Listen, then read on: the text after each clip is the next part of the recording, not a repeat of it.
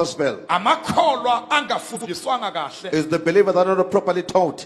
Uzwe athi abakubo noma abaphansi noma amadlozi athi amadimoni. You say their ancestors are demons. Ungasho njani ukuthi abazali bakho amadimoni? How can you say your parents are demons? Ayikho leyo nto leyo. It's not there.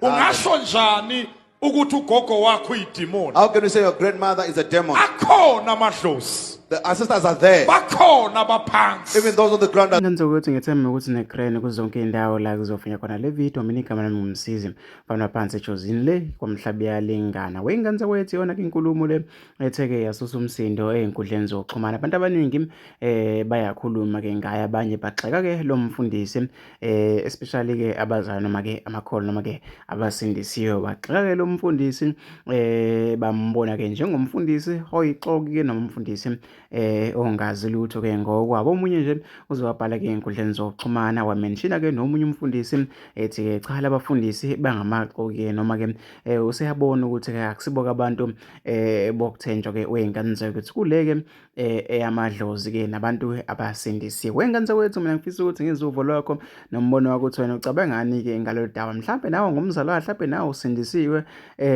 ngabe kuthini ukuphawula kwakho mhlambe ke ngalolu daba noma ke ngalokho kushuke ngomfundisi unhlapho wengane zawethu ngabe mhlambe umfundisi unhlapho wrong mhlambe yaphambanisa ivangeli ngabe mhlambe ushaye khona mina ngifisa ukuthi ngizuvo lwakho nombono wakho uthi wena ucabanga ngani ke wengane yakho yethu ngale clip ke ethe yatrenda ke einkundleni zokuxhumana especially lapha ke ku Facebook abanye ke bayamgxeka abanye ke bayamvuma abanye ke baposte le clip ngomunye ke oyinyanga uDr Khehlelezi athe ke wayifake ku Facebook wakhe njengoba ke abantu abaningi abanye ke bathe ke baphawula ku Facebook. Okungenza ukuthi mina sengiphuma kanje.